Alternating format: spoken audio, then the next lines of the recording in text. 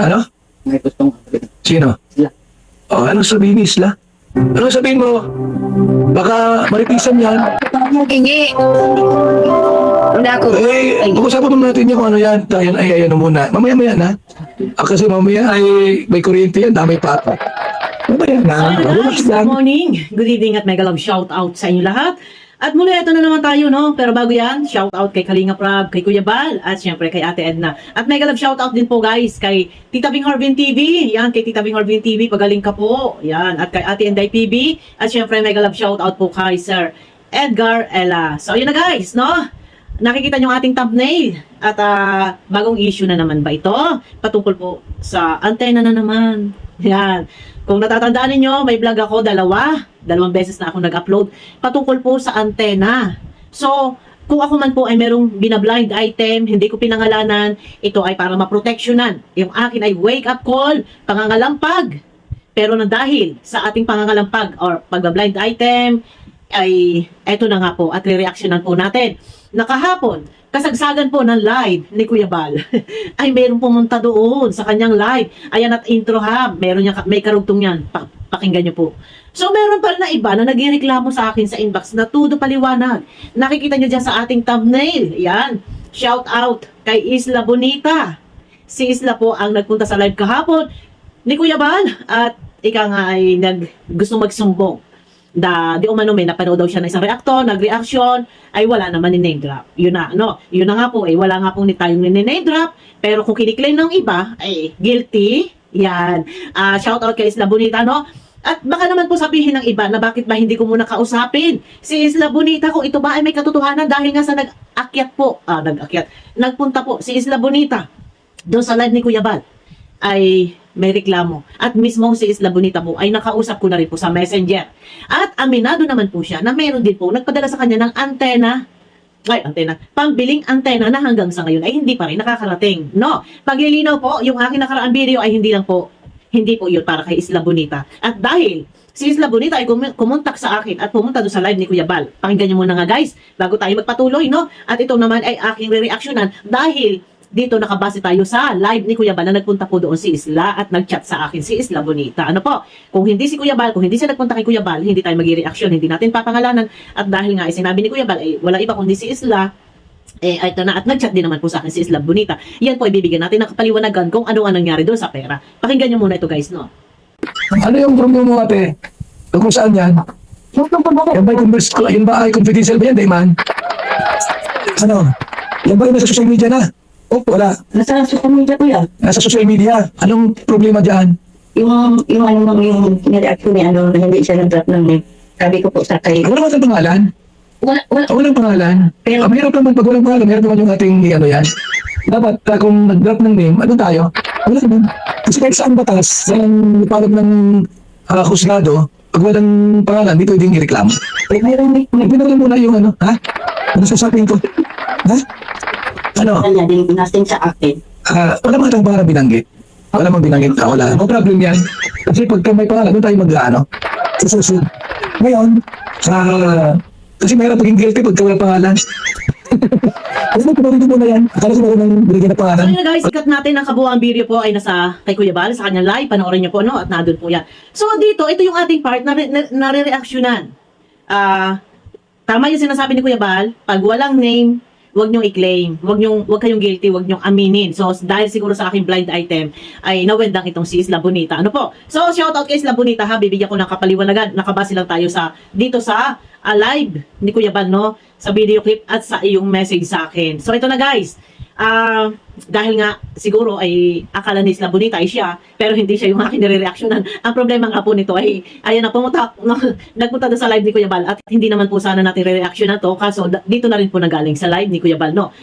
Ito, at saka nag-usap na po kami ni Isla Bonita. So ito na guys, ay naikwento nga ni Isla Bonita na siya nga daw po ay may nagbigay sa kanya pambiling antena.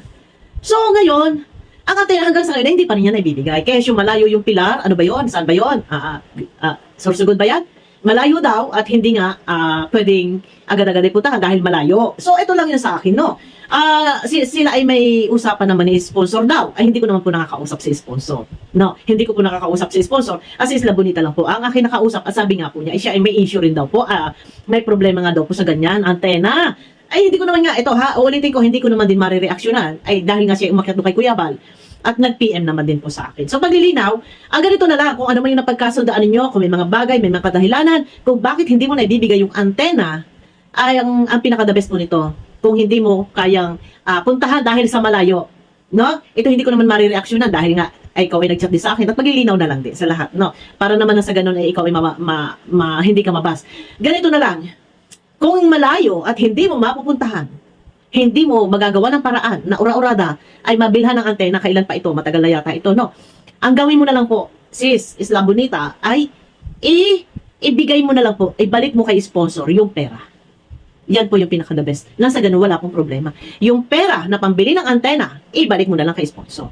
Yan po yung pinaka-the best nito. Yun. At siguro naman, ay nag-uusap sila ni sponsor, hindi ko naman nakausap si sponsor. At mismo sa Isla Bonita, yung umakyat nga pumunta nga kay Kuya Bal, and then nag-PM sa akin. Siguro naman, may kasunduan, may usapan naman sila ni sponsor. Ang problema nga lang kay Isla Bonita ay nawidang, akala niya siya yung pinariringgan or nabablind item. Ay hindi naman po siya, so pumutak. Pumutak ng itlog. So ayan na, kay Isla Bonita, ang nasabi mo sa akin, hindi mo maibili, madala yung antena kasi malayo. Kung hindi mo kayang gawin na bilhan ng antena at dahil malayo at hindi ka makapunta dahil malayo nga, malayo, ibalik mo na lang po yung pera kay sponsor. Nasa ganun ay hindi ka nabubutasan. Yun lang po ang pinaka-the best dito, no? At si sponsor ay hindi ko nakakausap, so ikaw lang mismo ang nagsabi sa akin na ganyan nga yung problema, yung issue at pumunta ka doon sa live ni Kuya Bal. Kung hindi ka sana pumunta doon at nagsusumbong, edi wala sanang problema. Pero ito ang sa akin. Sana lang, pagka kayo may issue na ganyan, huwag kayo takbo kay Kuya Bal. Huwag ninyong bigyan ng stress si Kuya Bal. Napakasimple lang po ng problema eh. Pinadala sa inyo yung pera, pambili ng antena. Kung hindi nyo na ibibili dahil malayo at hindi nyo mahihatid, napakasimple po, ibalik nyo yung pera. Ganun lang kasimple yun. Pero bakit kailangan nyo pang bulabugin si Kuya Bal? Nakasagsagang nakalive. No? Kasagsagang nakalive ito si Kuya Bal. Nandun kayo binubulabog ninyo. No? Tapos kaya nga sinasabi ni Kuya Bal, pinangalanan ka ba? Hindi naman. Ay, huwag ninyo i-claim. At hindi naman ikaw yung aking pinatutungkulan. So ganito lang, napakasimple lang. Pag binigyan kayo, hindi nyo magampanan, ibalik nyo yung pera. At huwag nyo nang bigyan ng stress si Kuya Bal. Dahil unang-una, kayo yung naandyan sa sistema na yan, sa sitwasyon na yan. Kayo yung may komunikasyon ni sponsor. Ano ba naman yung ipagpatuloy nyo yung inyong komunikasyon? Hindi yung naputol na yung komunikasyon, wala nang update. And then ngayon, pag nagbumulong si sponsor, or kung sino man, or merong blind item na ganito, puputak kayo. Akala ninyo kayo yung pinaririgan, yung pala meron pa palang bagong issue ganito na pera patungkol dito kay Isla Bonita. Ito wala sa kung ano man dahil nga nagsumbong doon sa live. Sa akin ang isa sa pinupunto ko dito, no, maliban doon sa ibalik yung pera, ang isang pinupunto ko dito, guys, huwag ninyong bulabugin, huwag ninyong istorbuhin si Kuya Bal kasagsagang nasa live at mayroon tinatapik at tungkol sa mga usaping kalingap sa loob ng kalingap kung ano ang dapat gawin. Tapos ngayon i-enter kayo doon, no? Hindi nyo muna hinintay na makatapos si Kuya Bal. Doon kayo magsusumbong. Ano yun pinasok ninyo eh? Kayo lang ni sponsor. Ikaw lang ang makakasolve niyan. Hindi si Kuya Bal. Huwag ninyong gabalain, huwag ninyong istorbuhin. Ikaw lang ang makakasolve niyan, ha? Ay, hindi ko alam na meron pa pala isang another issue at ikaw pala yun. Ay, yun na nga, no? Ikaw lang ang makakasolve niyan. Huwag na kayo mang-istorbo pa doon kay Kuya Bal. Huwag na ninyong iparating pa doon kay Kuya Bal. Kami nga, hindi nga kami nagkukwento kay Kuya Bal patungkol sa mga budol-budol, sa mga kung ano-ano mga pera pinadala ni sponsor. Kami na mismo, Merd, ang gumagawa na ng reaction video. Ito ay wake up call, pangangalampag. Yun lang. Hindi ito masosolve ni Kuya Bal.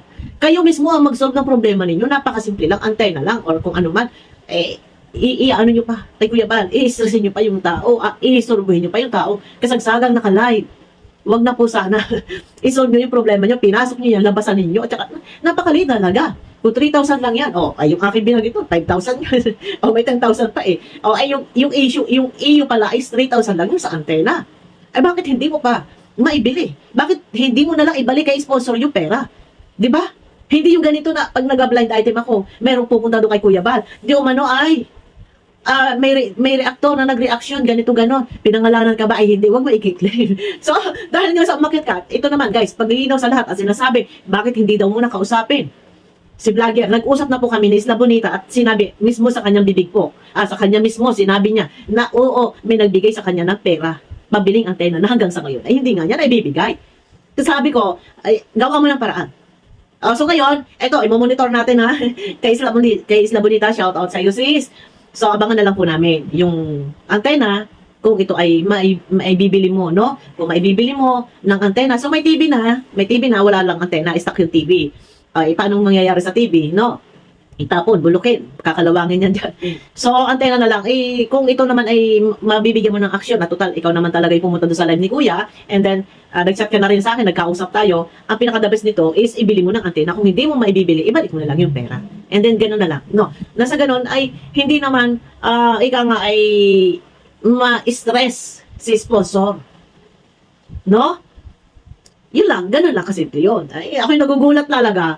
Isipin ninyo, nagba-blind item ako, ay may pumupunta at pumunta doon sa live ni Kuya Bal. Ayan, nakikita nyo yung sa video clip. No, huwag ninyong isnerbuhin. Tsaka kasagsaga naka-live, hintayin nyo yung magkaroon si Kuya Bal ng libreng oras, saka doon ninyo kausapin. Make sure na sa pagpunta nyo doon, make sure na talagang kayo talaga yung pinipinpoint, pinatatamaan, pinangalanan. Ay, kung hindi naman, ay, yun na nga sinasabi ko, isinusugba nyo yung inyong sarili sa naglalagablab na apoy, di ba? O, hindi sana ito puputok ang issue na to, sis Isla Bonita, ikaw din mismo pumunta sa live ni Kuya Bal. Ay, sa halip sana ay ligtas ka.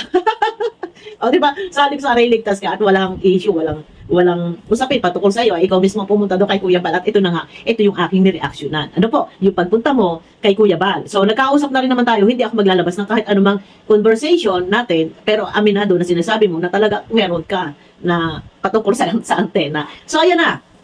Kung ano man ang napagkasunduan nila na sponsor, wala na tayong alam doon. Pero sabi nga ni Isla Bonita, hanggang sa ngayon ay nasa kanyang pera at hindi niya binibili, matagal na. So, dahil daw sa malayo, ganito ganon, hindi raw siya nakasama nung pumunta sila Kuya Bal, pero ibibili naman daw po niya. Ibibili naman daw po niya. At nabanggit niya sa akin kagabi na, sabi daw ni Kuya Bal, ibili na lang ng antena. Yan, ibibili naman daw po ni Isla Bonita ng antena. Itong si beneficiary, yan. Pero yun nga, natagalan, naipit yung pera. So, mali kayo dyan, naipit yung pera, hindi ninyo inintindi agad-agad. Kung hindi pa ako nag-blind item, hindi kayo nawiwindang. Yan. Ito na, lumalabas. Sa iba, ayan na, yan. Isa na po si Isla Bonita na may issue po na patungkol sa antena. Pero nagkausap na kami. Ang sabi naman po niya, ibibilhan na daw po ng antena. So, ayun na. No, umakit kasi sa live ni Kuya Bal. Pumunta doon. Hindi lang nakaharap, pero kita-kita doon sa monitor ng TV ni Kuya Bal, no? So, ayun na ata, yung sa akin ng mga video na ginawa ko noong nakaraan, ito ay, kumbaga, wake up call, pangangalampag, ay may pumutak. Pumunta ka doon sa live ni Kuya Bal. Ayan naman, kinausap naman ni Kuya Bal, kita nyo naman sa video clip. So, hindi sana ako mag-reaction, hindi sana mahahayag or mabubroadcast itong issue na to, dahil nga sa reactor tayo at MERD, ito ay ika nga ay nandyan lang kami na magmumulat lang sa katotohanan. Baka sabihin yung bias tayo, pero nagkausap na po kami ni Isla Bonita at aminado naman po na talagang meron siya na perang pambiling antena na hanggang sa ngayon ay hindi daw niya po na ibibili. Kesyo malayo ay matagal na po yung antena na yan. So yun na, wag ninyong iba si Isla Bonita, guys, at nagkausap na po kami at sabi nga niya ay ibibili na daw po ng antena. Suportahan po natin ang kanyang YouTube channel, Isla Bonita, at abangan po natin ang pagbili ni Isla Bonita ng antena sa kanyang subject, sa kanyang beneficiary. Ano po. So yun na, at mega love shout out sa inyo lahat, guys. Huwag niyo po iba si Isla Bonita at nagkausap na po kami at hindi naman po sana ako mag-reaction, pero dahil ito po ay nasa live ni Kuya Bal, yun po ang ating nireaksyonan. Ang video clip na ito po ay galing kay Kuya Bal, no? So yun na, hindi sana mahayag yan kaya lang, mismo pumutak. Shout out kay Isla Bonita, mega love shout out. Ayan na guys, huwag niyo pong iba si Isla Bonita at nangakong bibili na po ng antena. Ilang buwan na po lumipas, pero ayun na, okay na po. Okay na. So ayun na guys, kita-kita tayo sa aking next video. Bye-bye!